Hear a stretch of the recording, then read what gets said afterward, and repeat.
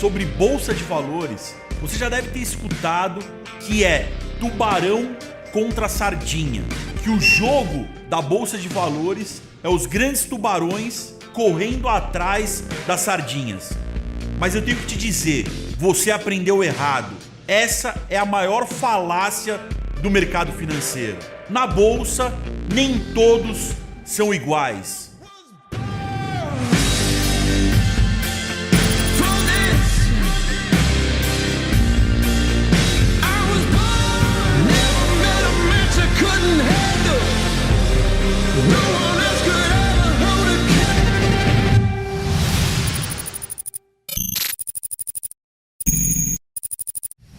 Todos os dias as pessoas lutam por igualdade. Elas querem ser iguais à comunidade, iguais ao coletivo, conquistar o que já foi conquistado, chegar em níveis que outras pessoas já chegaram.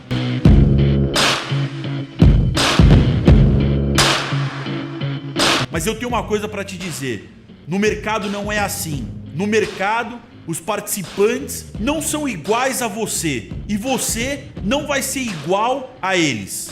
E com isso, eu preciso voltar no conceito de tubarão e sardinha. Essa é uma mentira de tantas vezes ter sido repetida, se tornou uma verdade do mercado. Mas para a gente derrubar isso, a gente vem para números, a gente vem para a realidade.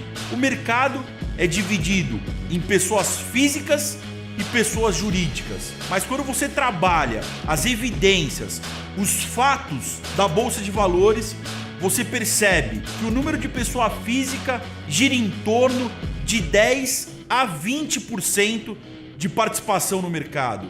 Esse número flutua pela atratividade, pela necessidade das pessoas em buscar mais renda.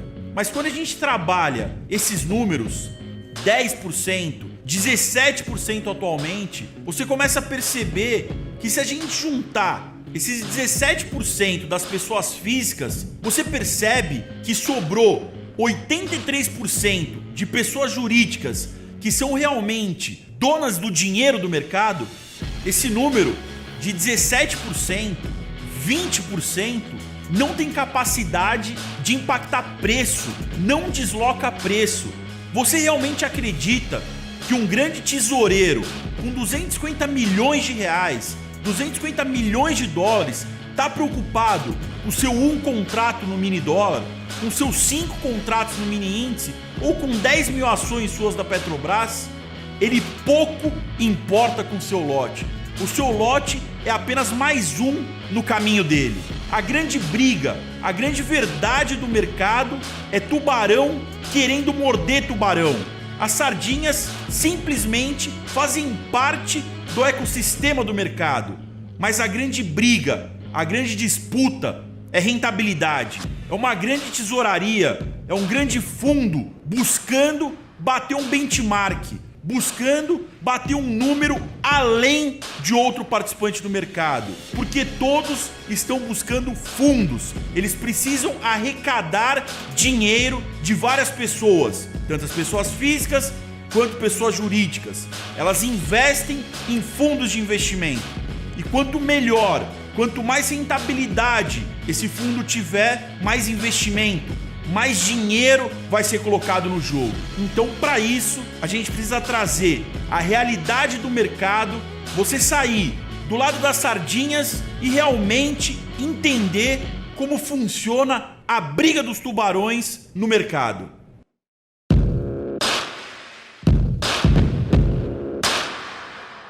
Isso que eu falei de fundos remete-se ao mercado de ações. Se a gente for para os números do mercado futuro, essa realidade piora muito mais. Pessoas físicas em torno de 12%, 15%, 9% dependendo do ativo. E 80% da negociação, do volume de negócios realizado nos principais ativos de mercado futuros no Brasil, por exemplo, é realizado por pessoas jurídicas e principalmente por day trade, operações que começam no dia e fecham no dia.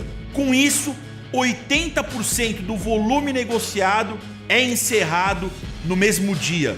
Dentro desse jogo, o dinheiro só transfere de mão. Sai de um grande participante para outro grande participante. Não tem tanto dinheiro novo. Ou seja, a participação das pessoas físicas é irrisória. O cara de 3 mil lotes, 5 mil lotes do dólar, ele quer tirar dinheiro, ele quer estopar um participante de 3 mil, 5 mil. É o cara de 1.000 brigando contra o cara de 1.000. É o cara de 5 mil brigando contra o cara de 5 mil. Esses são os grandes números do mercado. Se a gente for fazer uma analogia com o poker, você vai perceber que existem várias mesas. Existem mesas de 100 reais, de 500 reais, de 1.000 reais, de 20 mil reais. E no poker, o participante de 100 reais, ele não vai jogar na mesa de 20 mil reais. Cada participante escolhe a mesa que ele tem capacidade de jogar. Mas eu tenho que te dizer uma coisa, no mercado não é assim. No mercado, todo mundo joga a mesma mesa. O que você vai escolher é quanto você está disposto a arriscar no mercado. É a partir dessa métrica que você vai saber quanto você pode ganhar. E com isso, eu preciso te perguntar, para qual participante você quer olhar? Para o participante que está colocando 100 reais, 1.000 reais em jogo? Ou para o participante que está colocando 1 milhão, 2 milhões, 10 milhões de reais na mesa? Se você não aprendeu, muito provavelmente você vai aprender errado.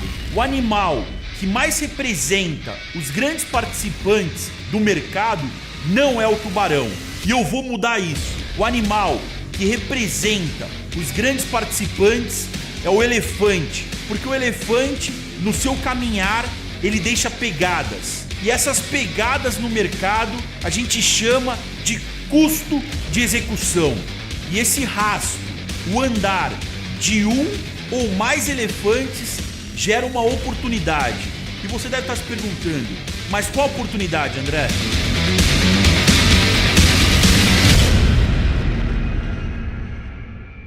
Mas para aproveitar essa oportunidade, essa situação favorável de fazer dinheiro, você precisa saber qual elefante você deve seguir. E para isso, você não pode separar o mercado em dois grandes grupos.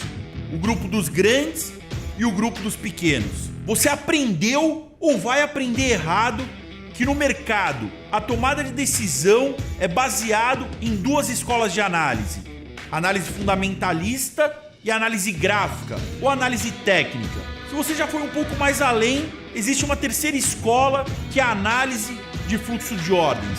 Mas só isso não basta. Na verdade, todos os participantes do mercado, grandes ou pequenos, têm seus estilos de tomada de decisão e eles não se enquadram apenas nessas três escolas. Se eu fosse enumerar, eu consigo chegar no mínimo em 15 estilos de atuação. E é isso que eu preciso te explicar para você saber qual é o elefante que você tem que seguir e qual é o elefante que você tem que ficar fora.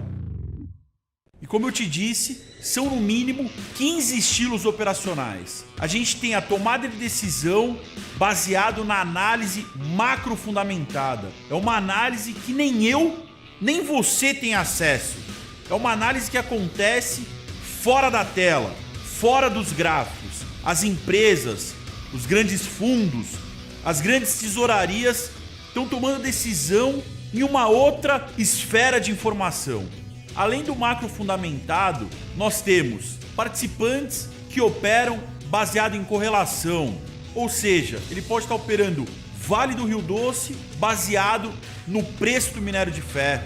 Ele pode estar operando buscando proteção, um produtor de café que vem para o mercado futuro de café fazer um hedge, porque ele quer garantir o preço da colheita dele. A gente tem participante que está operando ciclos de sazonalidade, safra e entre safra. Ele vai aproveitar essa oferta e essa demanda. Além disso, a gente tem participantes que operam diferença de preço entre ativos. Está fazendo uma arbitragem simples, mini dólar contra o dólar cheio, o índice cheio contra o mini índice. A gente tem participantes que estão fazendo arbitragem, operações mais estruturadas, ações contra opções e também temos participantes que estão gerando liquidez para o mercado, os market makers. Quando a gente entra no conceito de análise gráfica ou análise técnica, a gente abre mais de 5 estilos. Traders buscando seguir a tendência, os trade follows. Traders operando reversão à média, que seria o contrário de operar a favor da tendência. Traders operando indicadores estatísticos, indicadores técnicos, MACD, cruzamento de média móvel. Traders baseados até em ordenadores da natureza, operando Fibonacci, fractais. E por fim, a gente tem o último estilo de atuação, que é a análise de fluxo de ordens ou tape reading, que em resumo analisa o envio de ordens, a tomada de decisão de todos esses estilos operacionais, baseado na atuação dos outros participantes. Porque no final de contas, a gente não opera o mercado, a gente opera as nossas crenças sobre o mercado, a nossa expectativa, se vai estar mais barato ou mais caro no momento seguinte. Dentro de tudo que eu te ensinei, você já deve ter percebido que são participantes diferentes, com tamanhos diferentes, com visões diferentes. Com isso, a gente chega num conceito muito importante de divisão de participante. De um lado, a gente tem os grandes participantes, os price makers, participantes que têm capacidade de deslocar preço pelo seu tamanho, pelo seu volume. E do outro lado, a gente tem os price takers, participantes sem a capacidade de deslocar preço. Eles simplesmente participam do mercado. E essa é a grande oportunidade. Você identificar quem é o elefante, quem é o price maker, quem é o participante que realmente tem capacidade de deslocar preço, que tem causalidade sobre os movimentos do mercado. E lembre-se, os grandes participantes deixam um rastro no mercado e o seu papel é reagir a esse rastro. Mas eu preciso te dizer uma coisa, você tem que sair da sua perspectiva individual e partir para a perspectiva coletiva. Ou seja, você tem que entrar na mente dos grandes participantes. E como fazer isso?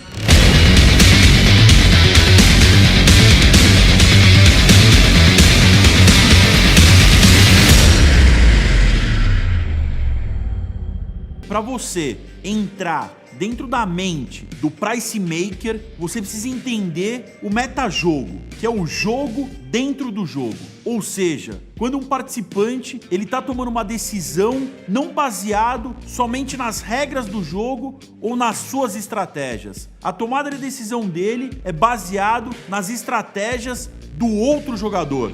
E o metajogo está presente em todas as competições. No UFC, por exemplo, o Anderson Silva ganhou do Vitor Belfort analisando a estratégia. Ele descobriu um padrão de posicionamento do Vitor Belfort. E no mercado, quando você entende o metajogo, você está dentro da mente do elefante. Ou seja, você tem uma vantagem competitiva perante as outras pessoas físicas.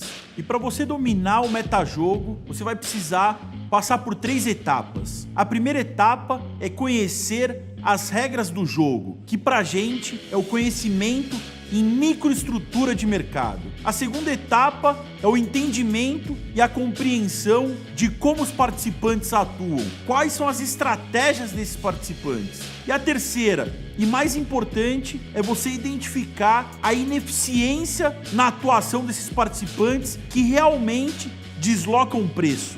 E a única forma que você tem de fazer isso é analisando as ordens que entram e saem do mercado no ativo que você está operando. E o cerne do tape reading é a tomada de decisão em cima do comportamento dos outros participantes. A gente compra e vende baseado no que é mais provável de acontecer. A gente não opera certeza, a gente opera probabilidade. O goleiro Neuer usou, para entender o metajogo, a gravação dos outros jogos do seu oponente. Com isso, ele teve uma vantagem. E no mercado, como você faz isso? Fernando Torres,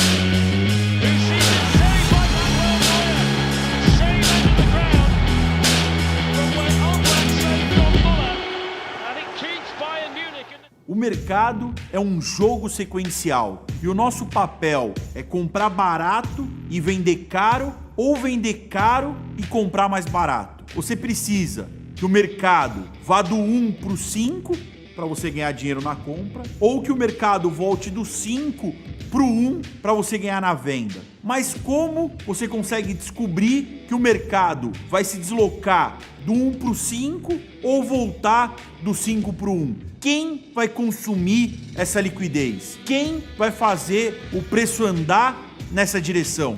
Imagine que o mercado está 1 com 2. A gente tem um participante querendo comprar a 1 e a gente tem um participante querendo vender a 2. Se nenhum desses participantes ceder, o mercado não vai sair do lugar. O mercado não vai abrir espaço para ir para o 2, para o 3, para o 4. Algum participante precisa, ou por interesse ou por urgência, consumir toda a liquidez do 2 para abrir espaço para o mercado andar em forma sequencial.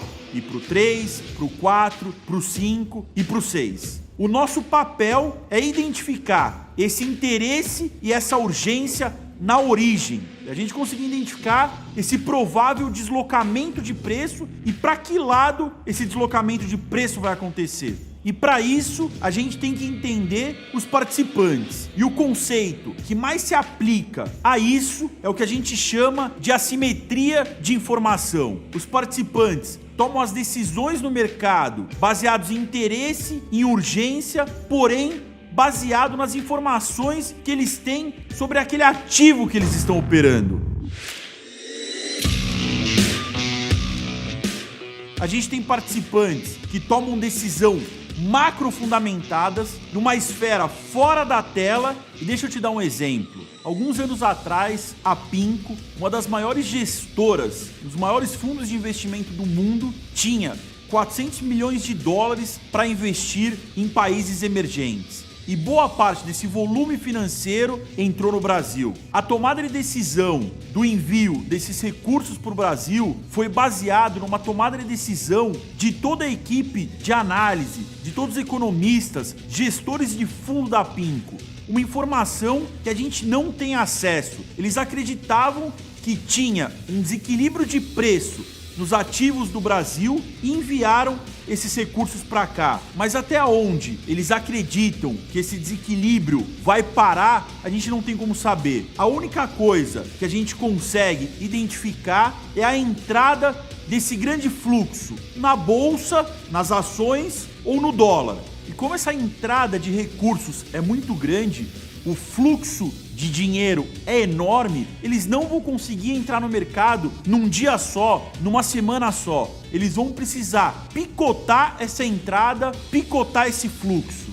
E isso é perceptível na tela. Você consegue perceber, você consegue ler que existe um grande participante no mercado deslocando o preço. Ele compra 1, ele compra 2, ele compra 3, ele compra 4, ou seja, ele tem um fluxo persistente e sequencial. E esse é o grande diferencial na nossa leitura. É você analisar fluxo persistente e sequencial. Você precisa buscar deslocamento de preço. Com isso, a gente chega em algumas conclusões. O mercado é uma competição de mente contra mente. Você precisa entender o jogo sequencial. No mercado, a gente não analisa uma foto, a gente analisa o filme. Todo dia, às 8h55, esse filme começa. E você precisa analisar o início, o meio e o fim. E tudo isso se encaixa numa sequência. E você precisa saber ler a história. Você precisa analisar o que é mais provável de acontecer no momento seguinte. No momento seguinte e no momento seguinte. Essa é a sua leitura. Essa é a sua competição.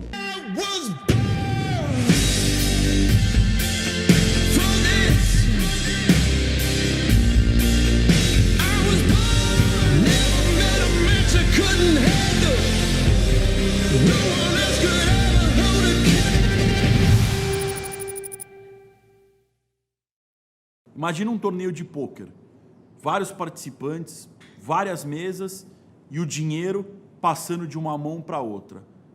O jogador que mais vai ter vantagem é aquele que sabe ler a jogada, o comportamento do outro participante. Todos têm conhecimento técnico, sabe as melhores mãos, sabe o pote de cada um.